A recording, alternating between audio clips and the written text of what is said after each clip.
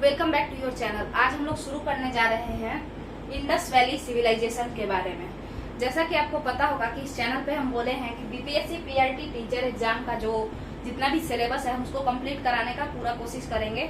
तो इसी क्रम में हम लोगों ने वैदिक सिविलाइजेशन के बारे में भी देखा और भी आगे हम लोग उसका रिवीजन वगैरह करवाते रहेंगे। तो शुरू करते हैं। चलिए देखिए, इंडस वैली सिविलाइजेशन। और हाँ, ये जो है बाइलिंगुअल मोड में जाएगा, हिंदी इंग्लिश दोनों मीडियम वाले इसको देख सकते हैं। तो इंडस वैली सिविलाइजेशन यानी सिंधु सभ्यता। अब बताइए कि इंडस वैली सिविलाइजेशन का नाम सिंधु सभ्यता ही क्यों पड़ा?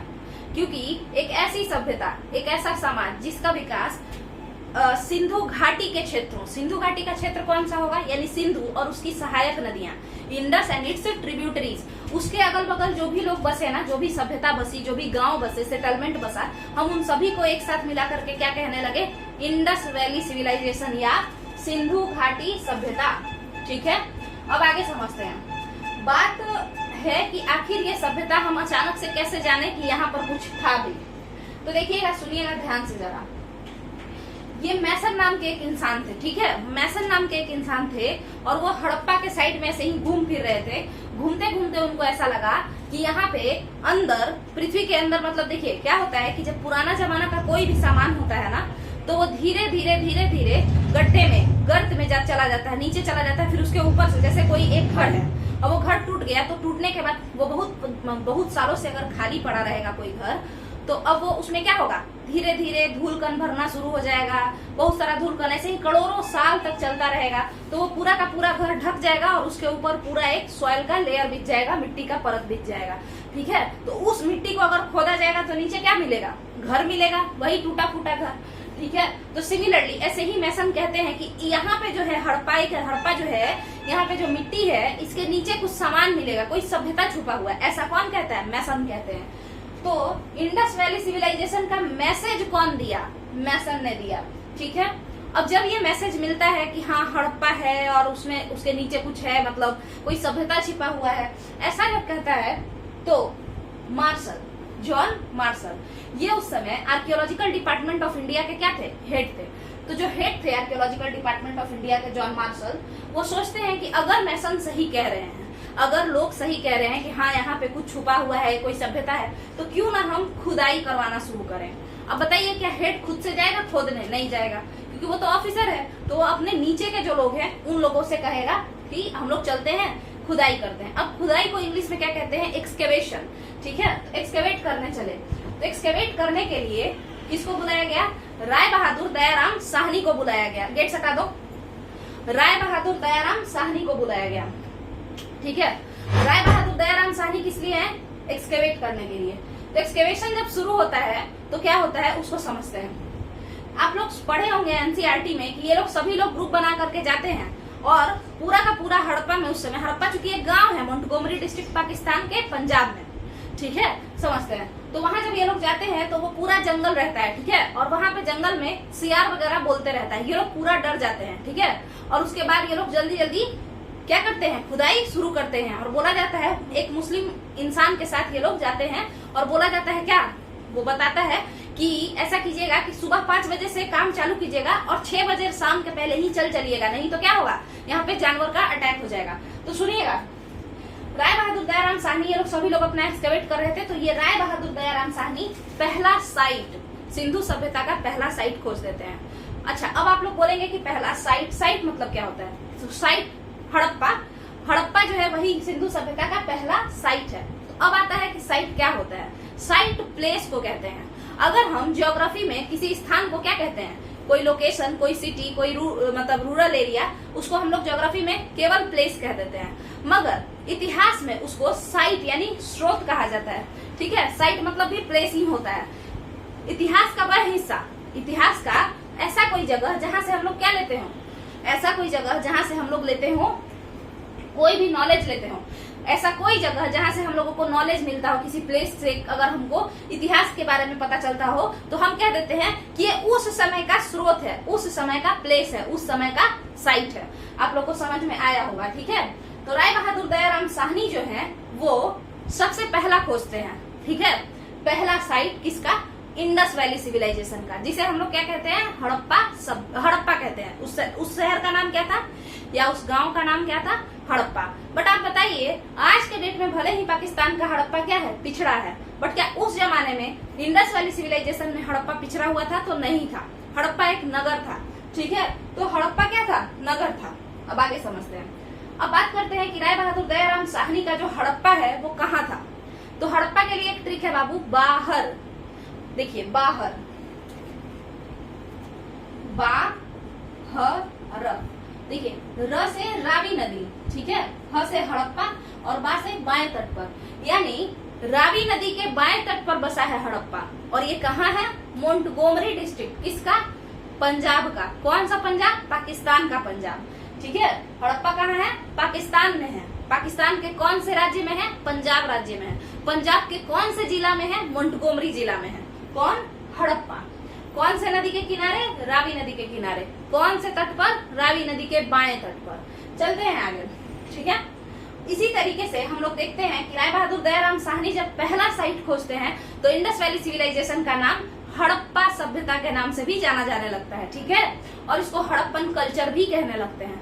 अब आप कहेंगे कि कल्चर क्या होता है, तो देखिए कल्चर हम लोग किसको कहते हैं, कोई भी group of object, group of similar object, मतलब एक ही प्रकार के वस्तु, ठीक है, एक ही समान सेम टाइप के वस्तु। जैसे पत्थर का ढेर सारा सामान मिल जाए, है ना, कुछ स्टील टाइप का ढेर सारा सामान मिल जाए, लकड़ी का ढेर सारा सामान मिल जाए, है ना, ब्रॉन्ज का ढेर सारा सामान मिल जाए, तो हम लोग क्या कह देते हैं, वो ढेर सारा वस्तु जो एक जगह सिमिलर टाइप का, सेम टाइप का सामान एक जगह एक पर्टिकुलर ज्योग्राफिकल एरिया में, किसी खास क्षेत्र में, किसी खास समय पर ग्रुप ऑफ सामान जो मिलता है, हम उस सारे सामान को कलेक्टिवली कल्चर कह देते हैं, ठीक है। जैसे हम लोग एग्जाम्पल के तौर पर समझते हैं, हम लोग कई बार कहते हैं कि जीन्स पहनना तो वेस्टर्न कल्चर है ना, तो जीन्स और उससे रिलेटेड जो भी छोटा कपड़ा वगैरह होता है वो सारा क्या है, वेस्टर्न कल्चर है।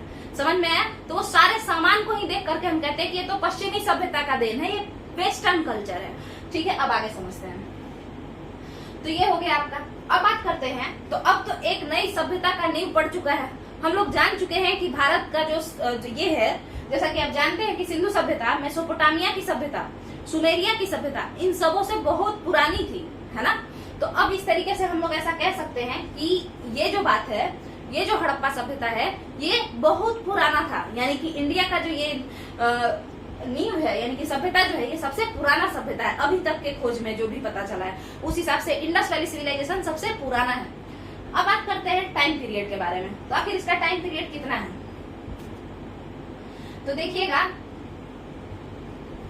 2350 से 1750 ईसा पूर्व, ठीक है, 2350, है ना। तो कहने का मतलब है कि 2350 बीसी से लेकर के 1750 बीसी तक, ठीक है, 2350 से लेकर के 1750 ईसा पूर्व। वही एनसीईआरटी में अगर आप लोग पढ़ेंगे तो कहेगा कि 2600 ईसा पूर्व से लेकर के 1900 ईसा पूर्व, यानी 2600 बीसी से लेकर के 1900 बीसी तक।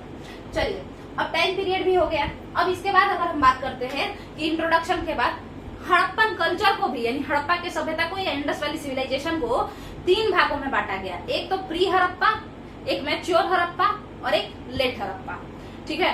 मैच्योर हड़प्पा जो था ना, वही मेनली इंडस वैली सिविलाइजेशन था।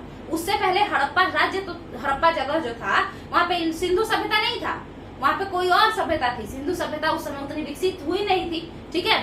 तो मैच्योर हड़प्पा को ही हम लोग सिंधु सभ्यता का अंग मानते हैं। समझ में आया?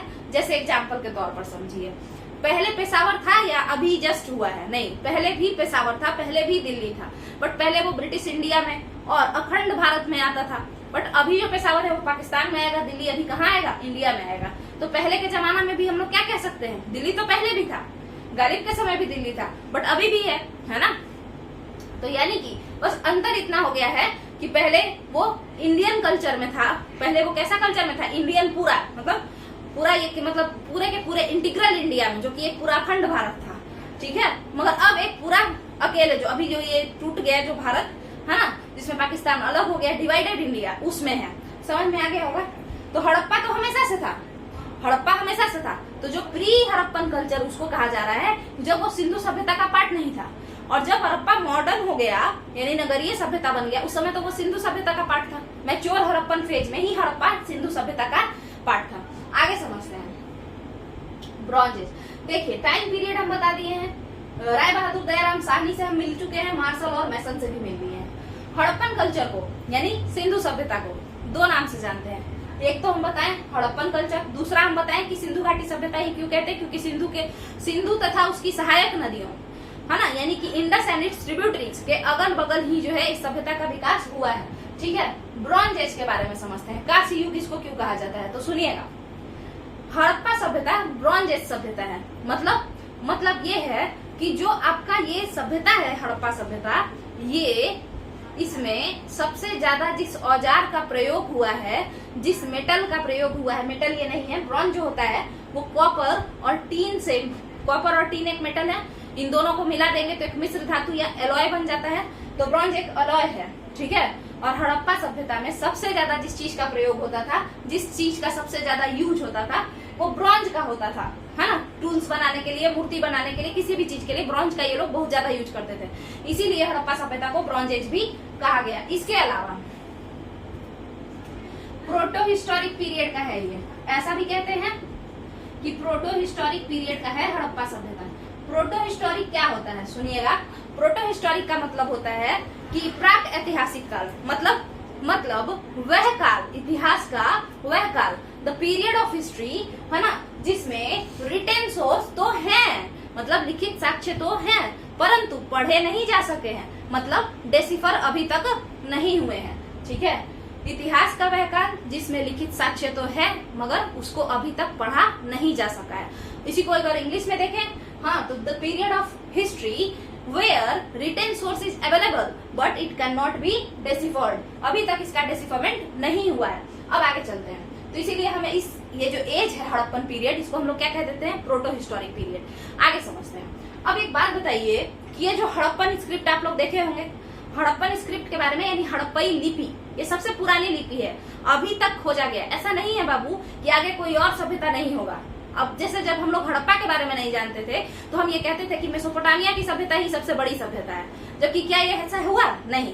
उसके बाद हम लोग देखे कि नहीं, सबसे पुरानी सभ्यता तो कौन है, मेसोपोटामिया की सभ्यता सबसे पुरानी नहीं है, सबसे पुरानी तो हड़प्पन सभ्यता है। तो अभी तक ज्ञात सबसे पुरानी सभ्यता हड़प्पन सभ्यता है। ठीक है, तो अभी तक ज्ञात सबसे पुरानी लिपि, स्क्रिप्ट कौन सी होगी बताइए? तो स्क्रिप्ट भी हड़प्पा की स्क्रिप्ट होगी।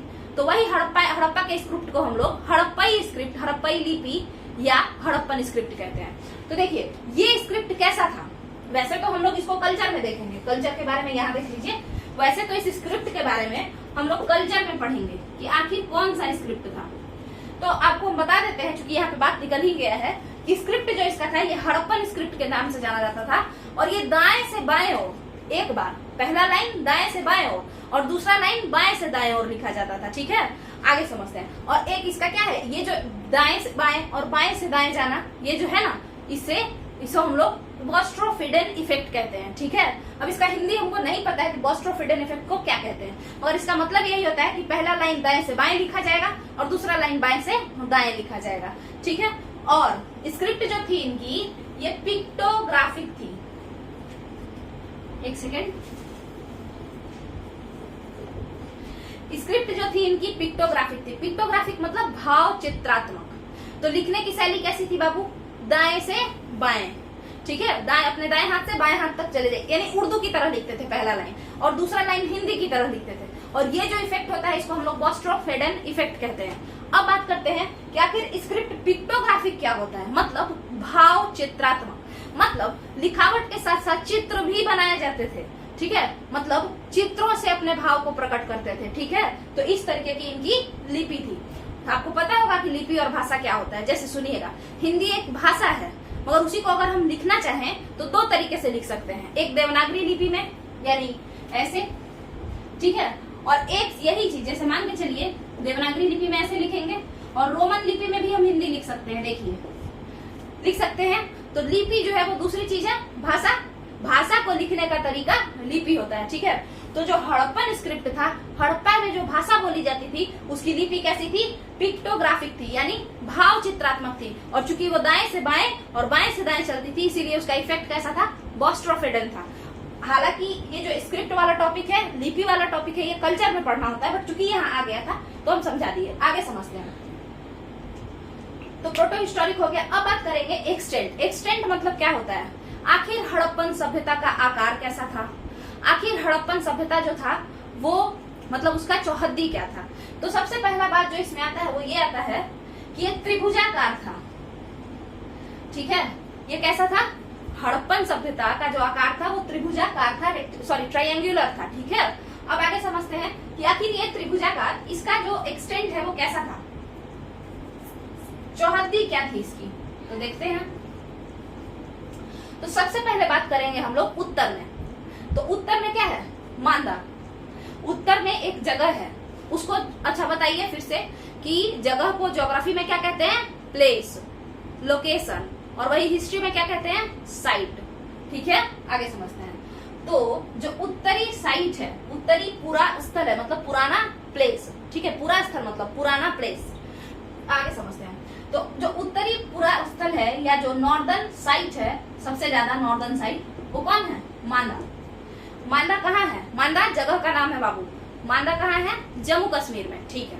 मांदा जो जम्मू कश्मीर में है, ये किस रिवर में है, किस रिवर के किनारे बसा हुआ है, चेनाब नदी के किनारे बसा हुआ है। चेनाब रिवर कहाँ से ओरिजिनेट होती है, आप लोग कमेंट में बताइए।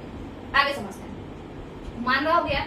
अगला, अब हम लोग जब उत्तर के बारे में, northern most point of Indus valley civilisation के बारे में जब हम जान लिए हैं, तो हम बात करेंगे कि साउदर्न मोस्ट प्लेस या दक्षिणतम जो साइट है वो कौन सा है, दाइमाबाद। ये दाइमाबाद क्या है, लोकेशन है, स्थल है, प्लेस है, जो कि सबसे दक्षिणी हिस्सा है किसका, सिंधु सभ्यता का, दाइमाबाद। अगला, दाइमाबाद कौन से नदी के किनारे बसा हुआ है, प्रवरा नदी के किनारे बसा हुआ है। आखिर दाइमाबाद कौन से नदी के किनारे बसा हुआ है बाबू, तो प्रवरा नदी। Daimabad is situated on the Pravara river, ठीक है, on the bank of Pravara river, ठीक है। अब ये प्रवरा रिवर कहाँ है, आपको बता दें कि ये जो प्रवरा रिवर है ये ट्रिब्यूटरी है, प्रवरा ट्रिब्यूटरी है गोदावरी की। अब गोदावरी कहाँ है, महाराष्ट्र में, ठीक है, मतलब महाराष्ट्र से निकलती है गोदावरी, और ये अपर बैंक ट्रिब्यूटरी है किसकी, प्रवरा गोदावरी की, ठीक है, शाखा है, सहायक नदी है प्रवरा गोदावरी की। तो ये जो दाइमाबाद है, ये प्रवरा नदी जो कि सहायक नदी है गोदावरी की, उसके किनारे बसा हुआ है। और दाइमाबाद कहाँ है, महाराष्ट्र में है। यानी सिंधु सभ्यता कहाँ तक फैली हुई थी, तो जम्मू कश्मीर से लेकर के महाराष्ट्र तक। अभी उत्तर से दक्षिणी छोड़कर हम बात बताए हैं, ठीक है। आगे समझते हैं। अच्छा एक बात बताइए, क्वेश्चन अगर आया कहीं कि दाइमाबाद किस नदी के किनारे है और उसमें प्रवरा ऑप्शन में ही नहीं रहा, तो आप लोग गोदावरी कहिएगा, ठीक है। आगे समझते हैं। इसके बाद बात करते हैं कि पूर्वी हिस्सा, जो सबसे पूर्वी हिस्सा था, जो ईस्टर्न मोस्ट प्लेस था इंडस वैली सिविलाइजेशन का, प्लेस नहीं कहते हैं हम, हिस्ट्री में क्या कहते हैं, साइट कहते हैं। तो वो कौन था, आलमगीरपुर।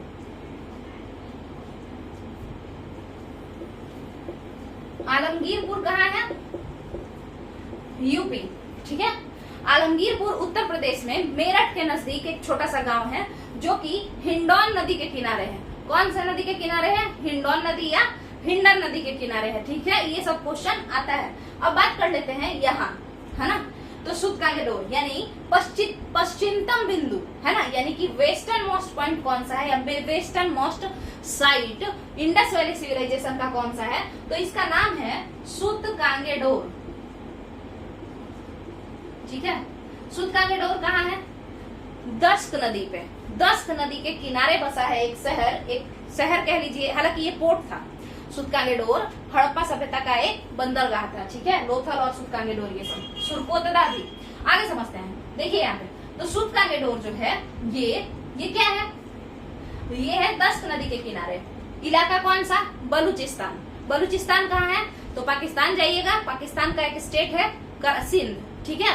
तो सिंध जहाँ पे कराची, और उसके जस्ट बगल में कराची पार कर जाइएगा तो क्या होगा, बलूचिस्तान नाम का एक स्टेट आएगा, वहीं पे ये सूतकांगेडोर पड़ता है, ठीक है। बलूचिस्तान मकरान कोस्ट पर, मकरान तट पर, ठीक है। सूतकांगेडोर कौन से नदी के किनारे है, दस्क नदी के किनारे है। अब एक बार रिवीजन देखिए, सिंधु सभ्यता का एक्सटेंट यानी कि चौहद्दी कौन सा है, कहाँ से कहाँ तक, तो उत्तर में मांदा से लेकर दक्षिण में दाइमाबाद तक। उत्तर में मांदा से लेकर मांदा, दा यहाँ पे खत्म, दक्षिण में दा से शुरू, दाइमाबाद तक, ठीक है। पूरब में आलमगीरपुर से लेकर के पश्चिम में सूतकांगेडोर तक। पूरब में आलमगीरपुर से लेकर के पश्चिम में सूतकांगेडोर तक। ठीक है। अब बाकी जो इसका लोकेशन है ये बता दिए हैं, अगर आपको नहीं पता चला हो तो आप एक बार फिर से वीडियो को पीछे ले जाकर के देखिएगा। और कौन से नदी के किनारे है ये भी पूछता है। अब आगे चलते हैं। एक्सटेंट जब हम लोग समझ लिए, शेप जब हम लोग समझ लिए कि त्रिभुजाकार शेप का होता है, तो आगे अब हम लोग देखने का कोशिश करेंगे। क्या समझना है अब? इम्पोर्टेंट साइट्स के बारे में। तो देखिए, सिंधु सभ्यता में कई सारे साइट्स यानी कई सारे प्लेसेज हुए हैं, ठीक है, बट सारा का सारा इम्पोर्टेंट नहीं है। तो जो इम्पोर्टेंट है सबसे ज्यादा तो 3 इम्पोर्टेंट है, थोड़ा सा इसको हम लोग देखेंगे। एक तो ये हड़प्पा जिसका हम ट्रिक बताए बाहर, तो एक आपका हड़प्पा हो गया। दूसरा आपका कौन हो जाएगा? मोहनजोदारो। तीसरा हो जाएगा धौलावीरा। और चौथा क्या होगा? लोथल, राखीगढ़ी और ऐसे ही सुरकोतदा, सुतकांगेडो, ये सब। सुरकोतदा भी लिख ही देते हैं। अब देखते हैं यहां से हड़प्पा के लिए हम ट्रिक बताए बाहर। बाहर यानी कि रावी नदी के बाएं तट पर बसा है हड़प्पा। कहाँ पे? पाकिस्तान के मोंटगोमरी डिस्ट्रिक्ट में, पंजाब राज्य में, पाकिस्तानी पंजाब राज्य जो है वहां पे। तो ये हड़प्पा हो गया। इसको किसने खोजा? राय बहादुर दयाराम साहनी ने खोजा, 1921 में खोजा। बात करते हैं मोहनजोदारो के बारे में। मोहनजोदारो को राखेल दास बनर्जी ने खोजा है, ठीक है। मोहनजोदारो को आरडी बनर्जी ने खोजा है। और ये मोहनजोदड़ो जो है ये सिंधु नदी के दाएं किनारे पर है। दाएं किनारे को हम ये भी कह सकते हैं कि सीधे किनारे पर है, ठीक है। दाएं हाथ को सीधा हाथ कहते हैं, तो दाएं किनारे पर है सिंधु के मोहनजोदारो। और ये लरकाना डिस्ट्रिक्ट ऑफ सिंध, सिंध एक राज्य है पाकिस्तान का, ठीक है। तो सिंध राज्य, पाकिस्तान देश, उसके सिंध राज्य, उसके लरकाना जिला में पड़ता है मोहनजोदड़ो। मोहनजोदारो का जो ये है कौन से रिवर पे है? सिंधु नदी पे है। सिंधु नदी के किस किनारे पे है? दाएं किनारे पे है। दाहिना किनारा यानी सीधा हाथ वाले पे, ठीक है। तो सबसे सीधा से सिंधु अब आपको याद रहना चाहिए। इसी तरीके से धौलावीरा, धौलावीरा जो है ये कहाँ पे है? तो रन ऑफ कच्छ में पड़ता है ये, ठीक है। ये कहाँ पड़ता है? रन ऑफ कच्छ में पड़ता है धौलावीरा। और इसको किसने खोजा है? रविंद्र सिंह बिष्ट ने खोजा है, ठीक है, धौलावीरा को। ऐसे ही लोथल, लोथल भोगवा नदी के किनारे है। भोगवा कौन सी नदी है? तो ट्रिब्यूटरी है ये किसकी? साबरमती नदी की। गुजरात में पड़ता है ये, खंभात की खाड़ी के पास पड़ता है। इसी तरीके से राखीगढ़ी, राखीगढ़ी सूरजभान सिंह ने खोजा है, ये हरियाणा डिस्ट्रिक्ट ऑफ हिसार में पड़ता है, ठीक है। और ये कोई मादर नदी शायद है उसके किनारे पड़ता है। और सुरकोटदा ये भी एक है। अब आगे समझते हैं इसमें से जो सबसे ज्यादा इंपॉर्टेंट है, कुछ खास बात, कुछ वनडे एग्जाम के लिए जो बहुत इंपॉर्टेंट है उसको हम लोग देख लेते हैं। देखिए, सबसे पहले सुनिएगा ध्यान से, सिंधु सभ्यता में सबसे पहले खोजा गया साइट या प्लेस कौन सा था? हड़प्पा। इंडस वैली सिविलाइजेशन का फर्स्ट डिस्कवर्ड साइट कौन सा था? हड़प्पा। इंडस वैली सिविलाइजेशन का सबसे बड़ा साइट कौन है? मोहनजोदारो। इंडस वैली सिविलाइजेशन, पूरा का पूरा इंडस वैली सिविलाइजेशन जिसमें कि पाकिस्तान भी है, इंडिया भी है, उसका सबसे बड़ा साइट कौन सा है? मोहनजोदारो। इंडस वैली सिविलाइजेशन का भारत में सबसे बड़ा साइट कौन सा है? राखीगढ़ी। इंडस वैली सिविलाइजेशन का भारत में सबसे बड़ा साइट कौन सा है? राखीगढ़ी। राखीगढ़ी जो है वो कहाँ है? Hisar district of Haryana. अगला, अब बात कर लेते हैं लोथल के लिए। तो लोथल इंडस वैली सिविलाइजेशन का वह जगह जिसपे बंदरगाह तथा गोदी पतन बनाए गए थे। लोथल इंडस वैली सिविलाइजेशन का वह स्थान जहाँ पे बंदरगाह तथा गोदी पतन बनाए गए थे, लोथल। अब इसी को इंग्लिश में सुन लेते हैं कि इंडस वैली सिविलाइजेशन का वह प्लेस या वह साइट जहाँ पे पोर्ट यानी बंदरगाह और प्लस डॉकयार्ड भी बनाया गया था। डॉकयार्ड यानी गोदी पतन, मतलब यहाँ पे गाड़ी रुकेगा, गाड़ी यानी जहाज, शिप, वो रुकेगा और उस पे सामान लदाया जाएगा, सामान उतारा जाएगा। और आपको बता दें कि लोथल में जो ये पोर्ट बना था, जहाँ पे डॉकयार्ड था, वो हुगली नदी का जो पोर्ट है वैसा ही था, क्योंकि ये जो लोथल शहर है इसका पोर्ट भोगवा नदी पे ही बना हुआ था। ये आर्टिफिशियल ब्रिक डॉकयार्ड था, मतलब कृत्रिम ईंटों के द्वारा इसका निर्माण किया गया था। आपको पता होगा कि कोलकाता का जो बंदरगाह है हुगली नदी पे बना है, ना कि ये बंगाल की खाड़ी में है, वो हुगली नदी पर बना है और हम लोग उसको नदी पतन या रिवर पोर्ट भी कहते हैं। सिमिलरली ये जो लोथल वाला पोर्ट था ये भी रिवर पोर्ट था जो कि भोगवा नदी पे बना था। आगे समझते हैं। अगला बात अगर हम देखें क्या, पॉलिटी। आखिर सिंधु सभ्यता में पॉलिटी कैसी थी। अब एक चीज जो बचता है यहाँ पे इंपॉर्टेंट साइट्स में हम लोग जो देखें, हम इस पूरे साइट्स का एक अलग से वीडियो लेकर के आएंगे जिसमें किसने खोजा और जो भी बातें हैं, है ना, कौन से नदी के किनारे है, ये सब हम बता देंगे। बट मेनली जो मुद्दा है वो यही सब है कि पहले कौन खोजा गया, सबसे ज्यादा इम्पोर्टेंट कौन है, कौन सबसे बड़ा है, भारत में कौन सबसे बड़ा है, हम ये सारा अभी डिस्कस किए हैं, आप लोग उसमें देखिएगा। अच्छा, सुरकोटदा के लिए भी अगर आप देखें तो यहाँ से घोड़े का अस्थि पंजर यानी बोन्स ऑफ हॉर्स मिला है, तो ये इसका स्पेशलिटी है। और एक बहुत इंपॉर्टेंट है कालीबंगन। कालीबंगन, तो जब हम कालीबंगन वगैरह ये सारा हम लोग देखेंगे और उसमें हम साइट्स और उनके इंपॉर्टेंट चीजों को डिस्कस करेंगे। अभी हम लोग जो है इसके पॉलिटी को समझते हैं। देखिए, पॉलिटी की अगर बात करें यानी राजनीतिक ढांचा, तो राजनीतिक ढांचा जो था हड़प्पन सभ्यता का वो कैसा था, तो सुनिएगा ध्यान से। आप लोग को पता होगा कि हड़प्पा का जो नगर नियोजन था वो कैसा था, पूरा मतलब हर जगह का ईंट 4:4:2 में रहेगा, हर जगह सेम टाइप का जो है नाली बनेगा, ड्रेनेज पैटर्न, ठीक है, हर जगह सेम टाइप का घर बनेगा, हर जगह ग्रिड पद्धति में ही, ग्रिड पद्धति मतलब चेस बोर्ड जैसा 90 डिग्री पे सारा रोड एक दूसरे को काटेगा और इस तरीके से चेस बोर्ड जैसा बना देगा। चेस बोर्ड मतलब शतरंज की तरह, ठीक है, तो यही ग्रिड पद्धति होता है, ठीक है। तो हर जगह सेम टाइप का रोड रहेगा, हर जगह सेम टाइप का घर रहेगा, यहाँ तक कि जो उसका पैटर्न है टाउन का कि एक सिटाडेल होगा, एक लोअर टाउन होगा। सिटाडेल मतलब उच्च नगर और लोअर टाउन मतलब इसको हम लोग नगर दुर्ग भी कहते हैं। सिटाडेल को हिंदी में नगर दुर्ग कहा जाता है और लोअर टाउन को निचला शहर कहा जाता है, ठीक है। आगे समझते हैं। तो हर तरीके का चीज, चाहे आप टाउन प्लानिंग देख लीजिए, ड्रेनेज पैटर्न देख लीजिए, टाउन प्लानिंग यानी यही उच्च नगर यानी नगर दुर्ग और निचला शहर, उसी तरीके से जो है अगर आप ड्रेनेज पैटर्न देख लीजिए कि किस तरीके से ड्रेनेज पैटर्न इसका होता था, तो घरों की नालियों को सड़कों की नालियों से जोड़ा जाता था, ठीक है, घरों की नालियों को सड़कों की नालियों से जोड़ा जाता था और उसके बाद इसको बड़े से नाली में या नाला कह लीजिए बड़ा सा, है ना, उसमें ले जाकर के बड़े से बिग ड्रेनेज जो सिस्टम होता था उसमें जाकर के डाल दिया जाता था, मतलब उससे जोड़ दिया जाता था, ठीक है। आगे समझते हैं।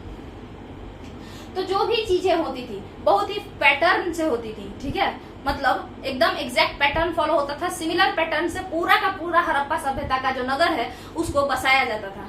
इससे कहीं ना कहीं इतिहासकार ये अनुमान लगाते हैं कि यहाँ पर कुछ लोगों का, कुछ खास लोगों का राज था, यानी ओलिगार्की था। ओलिगार्की क्या होता है, मतलब कुछ, जैसे वैशाली जो था पुराना जमाना में, जो वज्जी संघ था, वज्जी कॉन्फेडरेशन था, उसमें कोई एक राजा नहीं होता था, कुछ ग्रुप ऑफ राजा होते थे और वो लोग मिल करके डिसाइड करते थे, ठीक है। तो यहाँ का पॉलिटी कैसा होता होगा तो बता चुके हैं, क्योंकि इसका क्या है, क्योंकि इसका सब चीज सेम है हर जगह का। चाहे आप लोथल चले जाइए, चाहे आप कालीबंगा चले जाइए, थोड़ा बहुत डेवलपमेंट कमोबेश है ना, मोहनजोदड़ो, हड़प्पा, कहीं भी आप जाइएगा लगभग ढांचा जो है सेम मिलेगा। यहाँ तक कि ईंट का जो साइज है वो भी सेम मिलेगा, ड्रेनेज का जो पैटर्न है वो भी सेम मिलेगा, यहाँ तक कि जो घर की साइड से खुलेगा सब जगह सेम बनेगा। इसका मतलब है कि बनवाने वाला कोई एक ही ग्रुप या कोई एक ही इंसान होगा। तो यहाँ पे ऐसा माना जाता है इतिहासकारों के द्वारा कि जो संस्था है, जो हड़प्पन सभ्यता है, उसका जो राजनीतिक संस्था है वो कैसा है, ओलिगार्की है। ओलिगार्की मतलब कुछ समूह का राज है, जैसे वैशाली का राज, वैशाली में जैसे राजा ढेर सारा होते थे ना, उसी तरीके से। आगे समझते हैं। तो पॉलिटी समझ में आ गया होगा। सोसाइटी के बारे में बात करते हैं, देखते हैं सोसाइटी। सोसाइटी समाज आखिर कैसा था, आखिर समाज कैसा था। तो समाज में अगर हम बात करते हैं तो समाज में 3-4 चीजें मुख्य होती हैं। जैसे क्या क्लास डिफरेंस था, यानी वर्ग विभाजन था।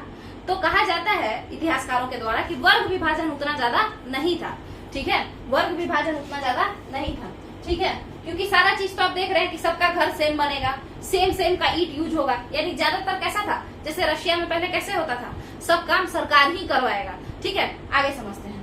तो वर्ग विभाजन उतना नहीं था, क्लास डिफरेंस तो उतना नहीं था। तो फिर बताइए कि क्या जेंडर डिफरेंसेस था या जेंडर इनइक्वालिटी था। तो ऐसा कहा जाता है कि जो आपकी हड़प्पन सभ्यता है वो कौन सी सभ्यता थी, मातृसत्तात्मक थी, यानी मैट्रियार्कल थी।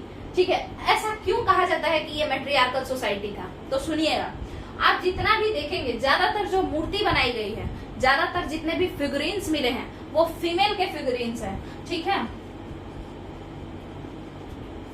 मातृ देवी जिनको हम लोग कहते हैं, है ना, मदर गॉडेस, है ना, तो ये फीमेल फिगरीन्स मिले हैं बहुत सारे, टेराकोटा के बनाए गए हैं इनको। ठीक है, तो इस वजह से हम लोग इसको क्या कहते हैं, ज्यादातर फिगरीन्स फीमेल फिगरीन्स हैं, मदर गॉडेस के फिगर है जो कि टेराकोटा के बनाए गए हैं, है ना। और एक और ऐसा फिगर है कि जिसमें एक सील है और सील पे एक मतलब पेड़ निकल रहा है, एक सील यानी पत्थर पे इस तरीके से बनाया गया है जिसमें ऐसा दिखाया जा रहा है कि पृथ्वी के गर्भ से पेड़ निकल रहा है। तो पृथ्वी को इसमें क्या डिपिक्ट किया गया है, लड़की डिपिक्ट किया गया है ना। और उसको उर्वरता की देवी यानी फर्टिलिटी, है ना, गॉडेस ऑफ फर्टिलिटी, है ना, इन सारी चीजों से उनको जोड़ा गया है। इससे क्या पता चलता है कि सिंधु घाटी सभ्यता के लोग फेमिनाइज करते थे। फेमिनाइज मतलब अर्थ, चांद या कोई भी चीज वो तो निर्जीव है, उसको हम लोग खुद से ही ना फीमेल या मेल बताते हैं।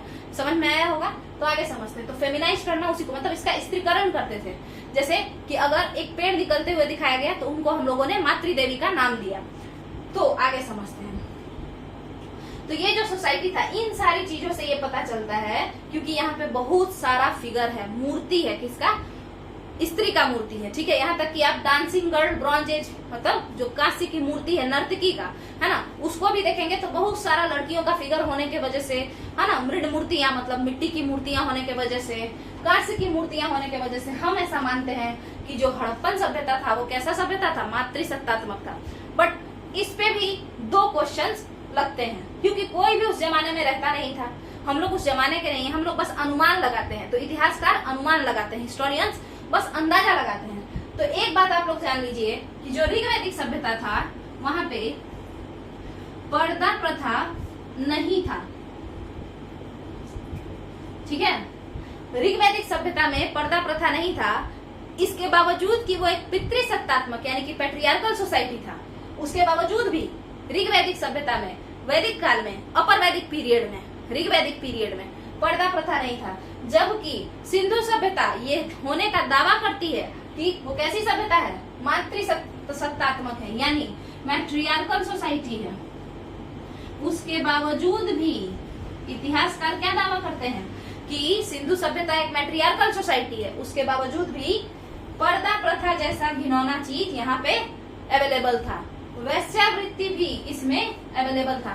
तो ये क्वेश्चन मार्क लगाता है सिंधु सभ्यता के मातृसत्तात्मक होने पर। बट क्योंकि अगर क्वेश्चन आता है वनडे एग्जाम में कि किस तरीके का सभ्यता था, तो मातृसत्तात्मक था। आपको पता होगा बाबू कि सातवाहन साम्राज्य भी जो था, सातवाहन डायनेस्टी, वो उसको भी कहा जाता है कि मैट्रियार्कल सोसाइटी है। बट एक भी लड़की, कोई भी लड़की सातवाहन डायनेस्टी में रानी या राजा नहीं बनी, मतलब इंपेरर नहीं बनी, साम्राज्य या शासिका नहीं बनी। ठीक है, तो ये सिर्फ कहने की बातें थी।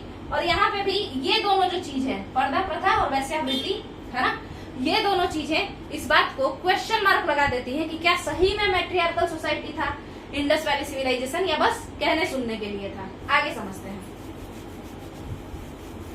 अब बात करते हैं सोसाइटी के बाद कि ये तो इंसान का सोसाइटी में कौन किसको कितना इज्जत वगैरह ये बात कर ली है कि क्या जेंडर डिफरेंस था या नहीं था, क्या क्लास डिफरेंस था या नहीं था। अब बात करेंगे टाउन प्लानिंग कैसा था। सिंधु सभ्यता अपने नगर नियोजन के लिए जानी जाती है, अपने टाउन प्लानिंग के लिए काफी फेमस है। सबसे पहली नगरीय सभ्यता का नाम इसको दिया जाता है। टाउन प्लानिंग आखिर कैसा था, तो इसको समझते हैं। देखिए, टाउन प्लानिंग की बात करें तो मड ब्रिक से चबूतरा बनाया जाता था। ठीक है, मड ब्रिक यानी कच्ची मिट्टी, सॉरी कच्चे ईंटों से चबूतरा बनाया जाता था, या हाईलैंड बनाया जाता था, हाईलैंड उच्च भूमि बनाया जाता था। ठीक है, और इसके ऊपर घरों का या बस्तियों का, सेटलमेंट्स का, कई सारे घर होंगे, जैसे ग्रेट बाथ भी बना दिए, फिर ग्रेट ग्रैनरी भी बना दिए, है ना, अन्नागार बना दो, स्नानागार बना दो, रहने के लिए जगह बना दो, तो कुछ भी बना दो। ठीक है, ये आपका चबूतरा रहेगा। चबूतरा किसका होगा, मड ब्रिक का, कच्ची ईंटों का होगा। इसके ऊपर क्या बनाएंगे, इसके ऊपर सेटलमेंट यानी निवास बसाएंगे, एक हैबिटेट बसाएंगे, सेटलमेंट। ठीक है, है ना, मतलब आबादी, कई सारे आबादी को यहाँ ला करके बसाएंगे। अब ये आबादी कैसा कैसा क्या क्या बनाएंगे यहाँ पर, ऊंचाई पर तो बड़ी बड़ी चीजों को, है ना, सेरेमोनियल चीजों को बनाएंगे, है ना, ये सब चीज। और उसके बाद एक तो ये हिस्सा हो गया, ये पूरा विलेज, सॉरी ये पूरा सिटी है मान के चलिए। तो एक हिस्सा को हम ऊपर कर दिए, क्यों, कैसे ऊपर किए, तो यहाँ से यहाँ तक हम क्या कर दिए, पूरा का पूरा चबूतरा बना दिए मड ब्रिक से, कच्ची ईंटों से। और उसके ऊपर से ही हम ये जो है सभ्यता को बसाना शुरू किए, घर वगैरह बनाना शुरू किए। और यहाँ पे फिर नीचे में ही घर वगैरह बनने लगा, ठीक है, यहाँ घर बना दिए, यहाँ पे कुछ और बना दिए, ऐसे करके, ठीक है। तो इस तरीके का हिसाब किताब है। तो ये ऊपर वाला हिस्सा हो गया, है ना, ये चबूतरा, और यहाँ पे घर, और इसका यहीं पे नीचे ही घर, ठीक है। तो ये बताइए ऐसा होने के वजह से क्या हुआ, ऐसा होने के वजह से ये तो उच्च भूमि हो गया, नगर दुर्ग हो गया, सिटाडेल हो गया, और ये निचला भूमि हो गया या निचला शहर हो गया, जिसे हम लोग लोअर टाउन कहते हैं, ठीक है। तो ये दो भागों में विभाजित था आपका टाउन प्लानिंग, किसका, इंडस वैली सिविलाइजेशन का। कई सारे शहरों में ऐसा देखने को मिला है। अब आपसे बात कर लेते हैं कि जो लोथल था, इसमें कुछ एक्सेप्शन भी है, उसको हम लोग बाद में डिस्कस करेंगे। देखिए मोटा मोटी यही स्ट्रक्चर था, चबूतरा बना दिए, किसका, कच्ची ईंटों का, और इसके ऊपर घर बनाए। अब घर को जो सिटाडेल था और जो ये निचला शहर था यानी लोअर टाउन था, इन दोनों को अलग किया जाता था, किससे, चार दीवारी बना करके, यानी फोर्टिफिकेशन करवा करके, ठीक है, दुर्ग बना करके। अब ये जो फोर्टिफिकेशन हुआ, मान के चलिए हम यहाँ से एक फोर्टिफिकेशन मतलब चारों तरफ से उसको घेर दिए, ठीक है, तो फोर्टिफिकेशन करवा दिए। अब ये फोर्टिफिकेशन किसका होता था, आप बताइए कि ये फोर्टिफिकेशन किसका होता होगा, या तो लकड़ी का हो सकता है, पत्थर का हो सकता है, या पक्की ईंटों का हो सकता है। तो ये पक्की ईंटों से जो है इसका बीच से विभाजन कर दिया जाता था, और सिटाडेल को यानी उच्च भूमि को, नगर दुर्ग को घेर दिया जाता था, इसीलिए तो इसका नाम दुर्ग पड़ा, ठीक है। आगे समझते हैं। तो ये टाउन प्लानिंग का मेन ये था कि पहले तो इसी तरीके से बसाया जाता था।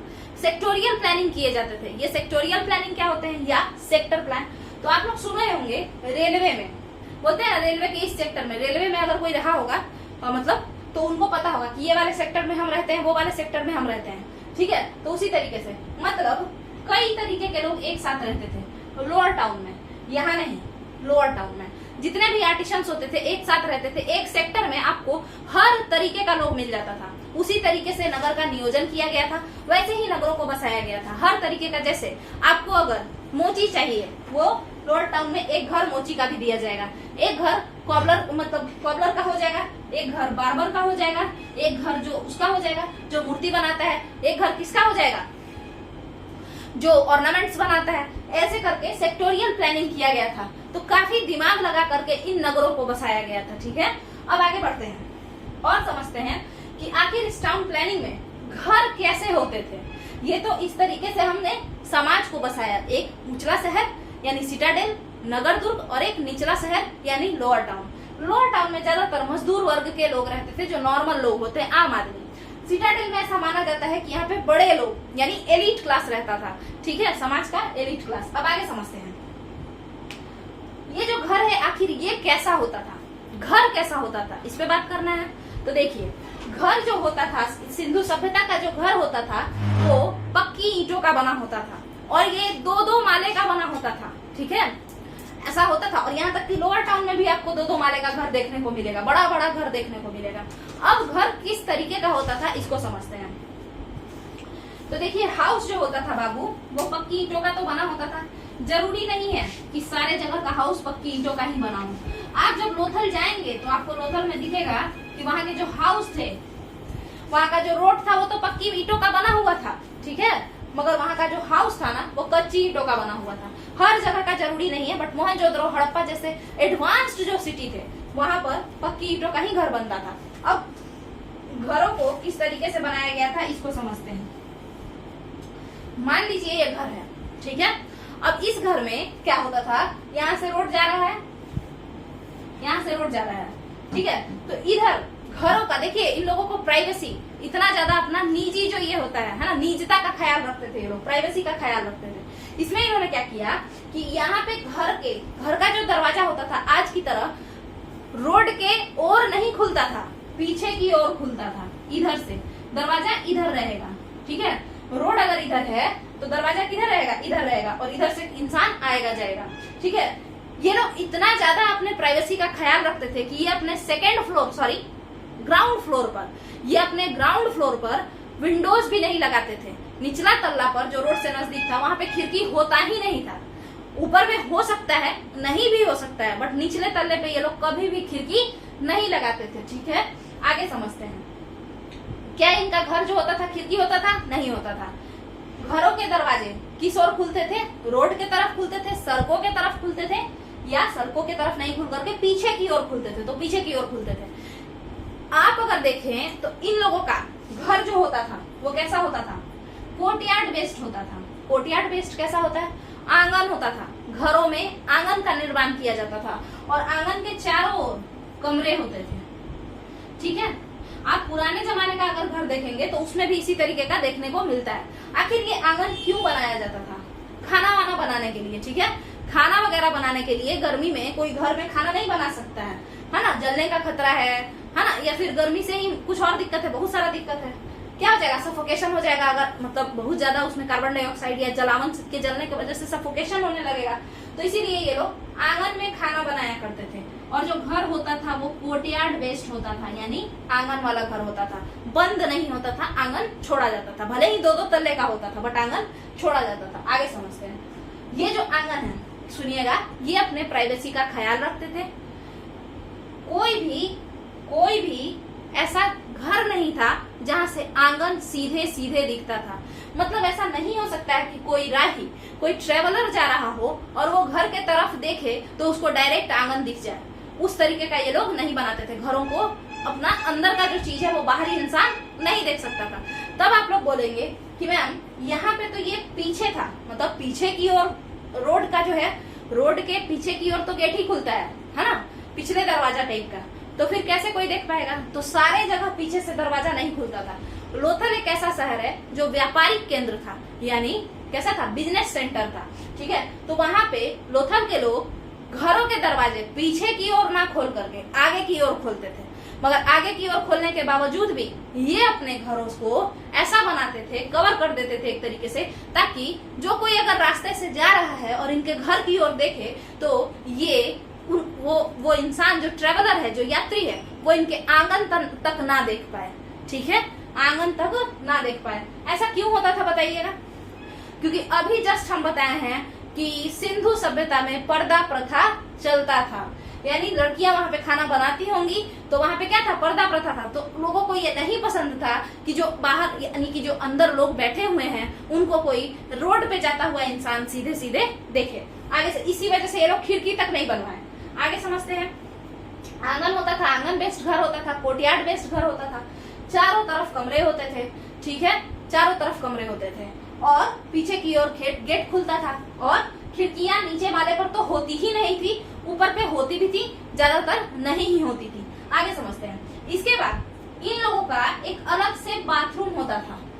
हर एक घर में, सिंधु सभ्यता के हर एक घर में, बनवाली एक एक्सेप्शन है, यहाँ पर उतना अच्छे से घर नहीं बना हुआ था, ठीक है, मगर लगभग सारे ही घर में क्या होता था? बाथरूम होता था, स्नान कक्ष होता था, ठीक है। और उसके बाद कुआं भी लगा होता था, ठीक है, कुआं भी उन घरों में रहता था। ज्यादातर हड़प्पा सभ्यता के उन घरों में जहां पर कुआं भी देखने को मिलता था, तो उन घरों को कहा जाता था कि ये जो है मॉडर्न घर है, एडवांस्ड घर है, ठीक है। तो घर के बारे में हम लोग अच्छे से समझ लिए कि किस किस तरीके का घर होता था। अब बात करते हैं आगे का, ड्रेनेज सिस्टम कैसा था, नाली को किस तरीके से ये लोग ये करते थे, है ना। तो 2 तरीके का नाली, 3 तरीके का होता है। एक तो बड़ा नाली, है ना, चेम्बर जैसा, मेन हॉल, और एक होता है आपका स्ट्रीट ड्रेनेज, यानी गली वाला जो नाली होता है वो, और एक होता है हाउस का ड्रेनेज, ठीक है। तो देखिए घरों में क्या किया जाता था बाबू, 1 मिनट थोड़ा रुक जाइए। देखिए घरों में क्या किया जाता था ड्रेनेज सिस्टम में। सबसे पहले घरों में नाली दी जाती थी, छोटे छोटे नाली बनाया जाता था, छोटा छोटा नाली बनाया जाता था, छोटी छोटी नालियों का निर्माण किया जाता था, घरों में ड्रेनेज का निर्माण किया जाता था। और उसके बाद यहाँ से स्ट्रीट ड्रेनेज निकल रहा होता था और इनको जोड़ दिया जाता था। मान के चलिए यहाँ से नाली है, इनको स्ट्रीट ड्रेनेज यानी गली वाले नाली में जोड़ दिया जाता था। और ये जो गली वाले नाली हैं ये बड़े से ड्रेनेज में जाकर के जुड़ जाते थे, बड़े से ड्रेनेज में जाकर के जुड़ जाते थे। और आपको बता दें इनमें एक छन्नी लगाया रहता था, छन्नी को सिस्ट कहते हैं, ठीक है। तो सिस्ट लगाया रहता था और उससे जो सॉलिड पार्टिकल्स होते थे, सॉलिड गंदगी जो होता था, ठोस गंदगी, ठोस अवशिष्ट, उसको ये छन्नी अपने ऊपर छान लेता था और बाकी पूरा जो पानी होता था वो सीधे सीधे ड्रेनेज में चला जाता था और ड्रेनेज के मदद से, नाली के मदद से बड़े वाले नाली में यानी मेन होल में जाता था और उसके बाद वो जा करके नदियों में गिर जाता था। आगे समझते हैं। सुविधा के लिए, किस चीज के लिए? नालियों की सफाई हेतु, मतलब बड़े वाले जो ड्रेनेज थे, बड़े वाले ड्रेनेज है ना, उनके सफाई के लिए मेन होल बनाए गए थे। मेन होल जो था तो उसमें पोर्ट सिस्टम भी दिया गया था। पोर्ट होल, पोर्ट होल क्या होता है इसको समझ लेते हैं। पोर्ट होल मतलब होता है जैसे चेम्बर देखे हैं आप लोग, तो उसमें क्या होता है, उसके ऊपर ढक्कन लगा रहता है, ठीक है। तो वो जो ढक्कन होता है उसको हम लोग क्या कर देते हैं, खोल देते हैं। ढक्कन को खोल करके, है ना, पटना में ऐसा आप लोगों को देखने को मिलता होगा, ढक्कन को खोल करके साइड में रख करके उसमें इंसान घुसता है फिर साफ करता है।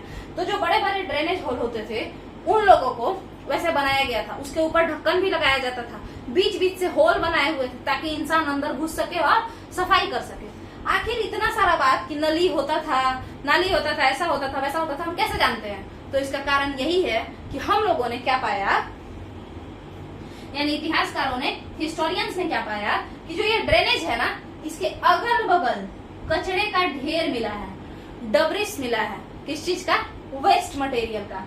डबरिस मिला है, वेस्ट मटेरियल का, कचरे का ढेर मिला है, जिस कारण से हमें ऐसा लगता है कि निकाल करके और रख दिया जाता था। तो सफाई के लिए तो ढक्कन था, ढक्कन ढक दो, उसको ढक्कन को खोलो और खोल करके उसके अंदर जाओ, साफ सुथरा करो। बट ये मानते हैं, ऐसा कहा जाता है हिस्टोरियंस के द्वारा कि गंदगी को बाहर तो निकाल दिया जाता था, ड्रेनेज को तो साफ कर दिया जाता था, बट जो गंदे सामान होते थे, जो डबरिस होते थे, कचड़े जो होते थे, उनको रोड के ही किनारे कहीं ना कहीं छोड़ दिया जाता था, ठीक है। तो ये है आपका ड्रेनेज सिस्टम। देखिए किस तरीके से हुआ, 3 तरीके का नाली हुआ बाबू। एक नाली घर में बना, वो घर वाला जो नाली था उसको हम लोग किससे जोड़ दिए, उसको हम लोग जोड़ दिए गलियों के नालियों से, और गली वाला नाली बड़े नाले में मिल गया और उसके बाद वो नदी में चला गया, ठीक है। ये जो नाली होता था इसके ऊपर ढक्कन लगा रहता था। इसका निर्माण कैसे होता था? तो ईंटों के द्वारा इसका निर्माण किया जाता था, ठीक है। अब बात करते हैं सड़कों के बारे में, क्योंकि टाउन प्लानिंग में यही 3 चीज सबसे ज्यादा इम्पोर्टेंट है। चलिए आगे देखते हैं सड़क कैसे बनता था। देखिए सड़क जो है वो ग्रिड पैटर्न शो करता था। सिंधु सभ्यता यानी इंडस वैली सिविलाइजेशन के जो सड़क थे वो कैसे थे, तो ग्रिड पैटर्न को शो करते थे। अब ये ग्रिड पैटर्न क्या होता है, तो देखिए 2 sectoral lens cutting each other at 90 degree. इसको क्या हम कहना चाहते हैं कि 2 रास्ते बनाए गए और वो दोनों रास्ते इस तरीके से जाएंगे, एक ऐसे जाएगा, एक ऐसे जाएगा, तो इससे क्या होगा, 90 डिग्री बन जाएगा। देखिए एक ऐसे जा रहा है, एक ऐसे जा रहा है, यहाँ पे 90 डिग्री बना, 90 डिग्री बना, 90 डिग्री बना, ठीक है। तो इस तरीके से बनता था। अब इसी को हम रोड के फॉर्म में थोड़ा दिखा देते हैं। देखिए एक ऐसे रोड गया, एक ऐसे रोड गया, इससे यहाँ पे एक ग्रिड बन गया, ग्रिड मतलब एक चेस बोर्ड टाइप का बन गया, फिर ऐसे एक और रोड गया, है ना, फिर इधर से एक और ऐसे रोड गया। तो इस तरीके से आप देख रहे हैं कि चेस बोर्ड की आकृति का ये बन गया, है ना, 2 सेक्टोरल लेन या 2 lane cutting each other at 90 degree. तो इस तरीके का इनका क्या था, सड़क था। अब ये जो रोड थे ये किस किस चीज के बने होते थे इसको समझते हैं। देखिए ये जो रोड थे बाबू, ये जो रोड थे ये किस किस चीज के बने होते थे, तो पहले इनमें ईंट बिछाया जाता था बड़ा बड़ा। अच्छा ईंटों का भी इनका रेशियो था, फिक्स्ड रेशियो में ये ईंट रखते थे, 4:4:2 के रेशियो में। 4 इसका हाइट होता था, 4 इसका लेंथ होता था, 4 ब्रेथ होता था और 2 हाइट होता था, ठीक है। तो मान के चलिए ये हम ईंट बिछाएं, इस ईंट को बिछा दिए, ऐसे ही ईंट बिछा दिए। ईंट के ऊपर फिर हम लोग क्या डालेंगे, सीमेंट वगैरह डालेंगे, है ना, सीमेंट और मिट्टी वगैरह डाल करके इसको पहले बराबर किए। अब ये कच्चा रोड बन गया। अब इसके ऊपर हम लोग क्या कर देंगे, चट पत्थर डाल देंगे, सॉरी इसके ऊपर हम लोग चारकोल डाल देते थे, ठीक है। हाँ इसके ऊपर चारकोल डाल देते थे और ये पक्का सड़क बन करके तैयार हो जाता था। तो इस तरीके का ही आपका रोड था। तो हमने देखा कि किस तरीके से टाउन प्लानिंग हुआ, जिसमें सड़क हम बना लिए, जिसमें हम ड्रेनेज सिस्टम बना लिए और हमने एक घर को भी बनाया, ठीक है, और बताएं कि टाउन किस तरीके से था, ऊपर और नीचे। अब बात करते हैं रूरल एरिया।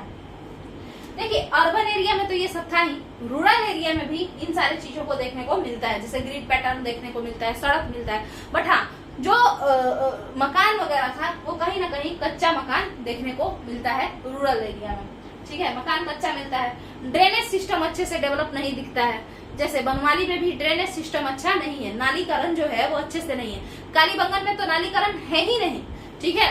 उसी तरीके से अगर बताएं तो कालीबंगन में नालीकरण नहीं है, और कई सारे ऐसे भी साइट्स हुए जिनका सिटाडेल और ये सब नहीं है, मतलब उनका फोर्टिफिकेशन, उनका दुर्गीकरण, उनको चार दीवारी में बांधा नहीं गया है, ठीक है, कई सारे ऐसे भी साइट्स हैं। तो वो जब हम लोग सिर्फ एक साइट वाला वीडियो लाएंगे उसमें समझेंगे। यहाँ पे हम समझ रहे हैं कि आखिर इसका सोसाइटी कैसा था, आखिर ये किस तरीके का राजनीतिक ढांचा रखता था, है ना।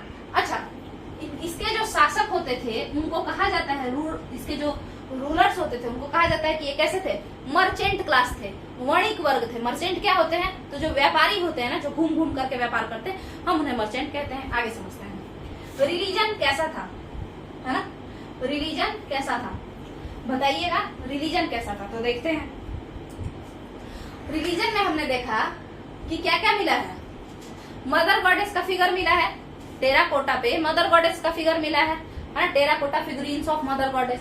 पशुपति शिव का मिला है ना, प्रोटोशिवा, है ना। तो प्रोटोशिवा का कैसा है, तो इसको देख लीजिए, एक इंसान है, ठीक है, मान के चलिए ये एक इंसान है और ये बैठे हुए हैं योग मुद्रा में, यौगिक पोस्चर में ऐसे करके बैठे हुए हैं, दोनों पालथी मार करके। अब क्या है कि यहाँ पे एक राइनोसेरस है, यहाँ पे एलिफेंट है और यहाँ पे टाइगर है, ठीक है, गेंडा, हाथी और बाघ है, इनके सिर के पास चारों तरफ खड़ा है, तीन लोग। और यहाँ पे जहाँ पे ये बैठे हैं, यहाँ पे कौन है, तो यहाँ पे बफेलो है, ठीक है, यहाँ पे भैंस है, बफेलो है। और उसके बाद जिस चबूतरे पे ये बैठ करके ये कर रहे हैं, या मतलब यहाँ पे ये इनका पैर हुआ और उसके बाद यहाँ पे इनका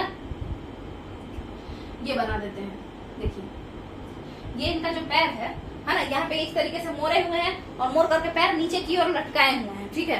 तो जो इनका फीट है, फीट के पास दो डियर बैठा हुआ है, दो हिरन है, एक हिरन इधर एक हिरन इधर, ठीक है, फीट के पास। और आसन जो सिंहासन है, जो थ्रोन है, उसके पास कौन बैठा है, बफेलो बैठा हुआ है। और इन चारों तरफ से, इनको तीनों तरफ से कौन घेरे हुए हैं, रेट घेरे हुए हैं, राइनोसेरस, एलिफेंट और टाइगर। ये हो गया। तो रिलीजन में हमने देखा प्रोटोशिवा है, जो कि किसके लिए है, पशुओं के लिए है, कैटल्स के लिए है। इंडस वैली सिविलाइजेशन में कैटल्स कौन कौन से थे, तो वो भी देख लीजिए। कैटल था यानी गाय था, है ना, मवेशी, उसके अलावा भैंस, इसके अलावा भेड़, बकरी, ये सब थे। और ये सारे जो थे डोमेस्टिकेटेड एनिमल थे, यानी पालतू जानवर थे। जो लोग जंगली जानवर थे वो कौन कौन से थे, हिरन था, है ना, हिरन जंगली जानवर था। इसके अलावा सुअर था, जंगली सुअर, ठीक है। तो ये सारी चीजें, बोर शायद उसको कहते हैं इंग्लिश में, तो ये सारी चीजें थी।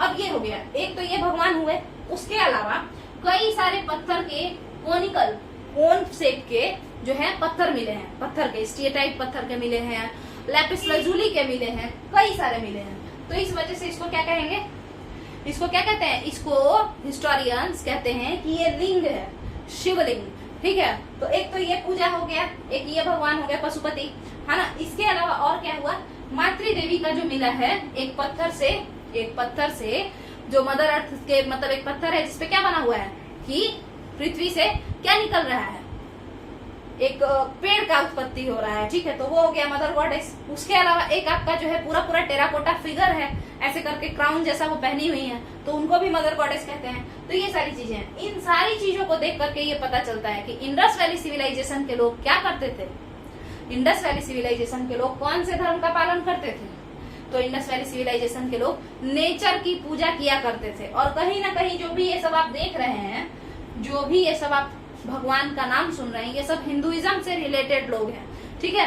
तो इसी वजह से हिंदुइज्म कह सकते हैं, और मेनली हम कहेंगे कि ये लोग प्रकृति के पूजक थे, नेचर का वर्शिप करते थे, ठीक है। ये भी हो गया। अब बात करते हैं कि रिलीजन तो ये फिक्स है कि ये सारी चीजें थी, मातृ देवी यानी मदर गॉडेस, जो कि क्ले पे था, टेराकोटा फिगुरीन ऑफ मदर गॉडेस। उसके अलावा एक सील पे था जिसपे की मतलब प्लांट निकल रहा है, ठीक है। इसके अलावा लिंग एंड प्रोटोसिवा यानी पशुपति महादेव जिनको हम कहते हैं, ये सारी चीजें हैं। इसमें भी बहुत सारा बात आता है। कुछ हिस्टोरियन कहते हैं कि ये जो है पशुपति महादेव नहीं है, ये एक समन है। समन मतलब वैसा इंसान जो योग करता है और जो इस दुनिया का बात या उस दुनिया का बात सब समझ सकता है, जिसके पास बहुत ज्ञान हो, इस तरीके का। मगर हम लोग अभी उतना डीप में नहीं जाएंगे, हम लोग बस देखते हैं इसको। तो यहाँ पे हमको पता चला कि इंडस वैली के लोग वर्शिपर ऑफ नेचर थे। और आपको बता दें कि यहाँ पे कोई भी ऐसा ना क्या है, हाँ देखिए, तो हमने कहा कि वर्शिपर ऑफ क्या थे, नेचर थे। इंडस वैली सिविलाइजेशन के लोग क्या थे, नेचर का वर्शिप करते थे, यानी प्रकृति के पुजारी थे, ठीक है। आगे समझते हैं, मदर गॉडेस वगैरह सब हो गया। रिलीजन हम लोगों ने देख लिया, रिलीजन के बाद आगे हम लोग चलते हैं। देखिएगा जरा ध्यान से यहाँ पे, रिलीजन के बाद एक चीज और कि जो फ्यूनरल सेरेमनी होता था, हालांकि फ्यूनरल सेरेमनी किसमें आएगा, कल्चर में आएगा, तो हम लोग सीधे कल्चर पे ही आ जाते हैं। देखिए कल्चर के बारे में, कल्चर में क्या क्या होता है, क्या कपड़ा पहनते हैं, क्या खाना खाते हैं। हम लोग बोलते हैं वेस्टर्न कल्चर, अगर कोई जीन्स पहना हुआ हो।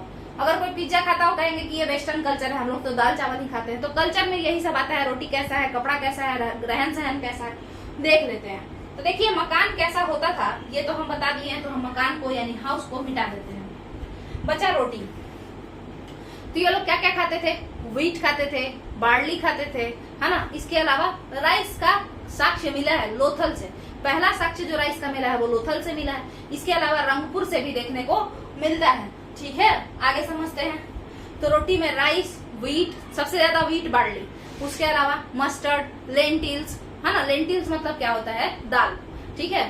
तो दाल वगैरह, मटर वगैरह, सरसों, ये सारी चीजों को ये लोग यूज करते थे खाने में। रोटी मतलब खाना एक तरीके से। अगला समझते हैं कपड़ा कैसा पहनते थे।